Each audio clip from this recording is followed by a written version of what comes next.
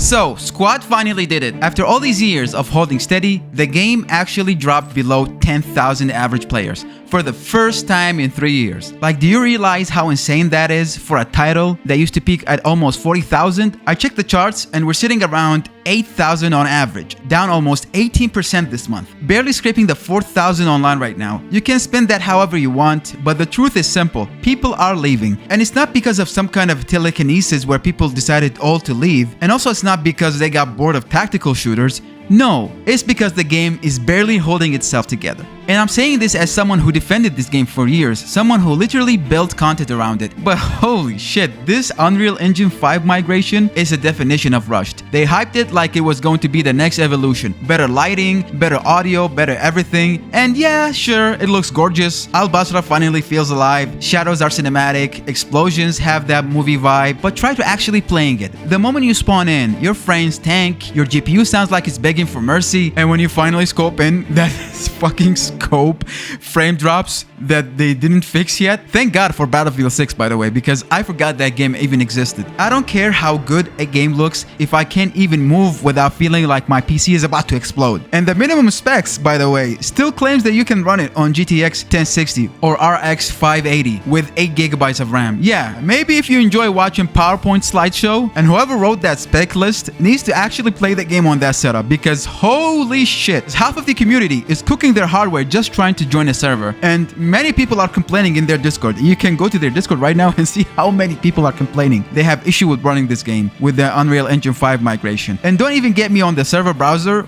Remember when the server browser was bugged and people were complaining so much? Thank God they fixed it, but it's 2025. Why this thing still feels like it was coded by someone's cousin on internship? And the craziest part is, this isn't just a performance issue. It's a trust issue now. People used to come to Squad because it was reliable. It wasn't perfect, but it worked. You could hop in, coordinate, and have that milsim experience no other game gave you. But after UE5, every firefight feels like you're fighting both the enemy and your own frame rate. I know some people will say, but it's a big update, give them time. How much time do we have to give them? We already gave them like a year or more. They have been talking about this migration for ages. And if you're going to drop an engine update, at least make sure the performance doesn't nosedive on the community that keeps your game alive for almost a decade. Instead, they dropped it like a hot mess, and the numbers show it. Players bounced hard, by the way. They're leaving in droves. And guess where a lot of them went? Battlefield 6. Because Battlefield came out swinging at Black Ops, every other game. And it's smooth, it's optimized, it has portal mode where you can make your own tactical experiences. Basically the same stuff Squad promised to deliver for years, but without the 25 frame slideshow. You can run Battlefield 6 on mid-range rigs and actually enjoy it. The gunplay feels fluid, the server browser works, and people can hop on with their friends without praying to the RAM gods that it will work. So yeah, of course Battlefield took a chunk of Squad players' base. It runs better, looks better, and doesn't even punish you for wanting to play. And I'll be honest with you, this one hits different for me because while Squad was failing apart technically, YouTube decided to nuke my channel for playing it. And my channel got demonetized because their automated system looked at my gameplay, saw a Kafia and an AK, and thought, yep, must be terrorism. And speaking of demonetization, I'm still fighting this unfair ban, and I'm not giving up on this fight, but I can't do this alone. Right now, we're sitting at 3% of our support goal on Coffee, and every single person who supported me, seriously guys, you guys are legends. Massive shout out to Suleiman, Big Homie Salim, and Glenn G77, Canal, USA Ambassador, and Animal Kingdom. You guys are the reason I'm even still fighting this. And for everyone watching, if you believe in this channel, if you want to see me keep calling out these ridiculous double standards and still make content without selling out to corporations, well, this is your moment. I don't work with companies because I'm sick of being told what to say and how to say it. I would rather have you guys as my sponsors, my actual community. So here's what I'm doing. I'm opening a follower sponsorship. You guys will be the ad. For the low price of $1, you can sponsor shoutouts in my next videos, promote your YouTube channel, your gaming channel, your Twitch, your Instagram, whatever you want. And I'll make sure it gets seen by thousands. Real people, real exposure, no corporate filter. This way, the community grows together. I don't have to bow down to some faceless brand, and you get your name out there while helping me stay independent. If that sounds like something you want to be a part of, the link is in the description and in the pinned comments. It takes 30 seconds, drop $1, get your shout out, and also if it doesn't work, you can use a VPN and join the rebellion, I guess.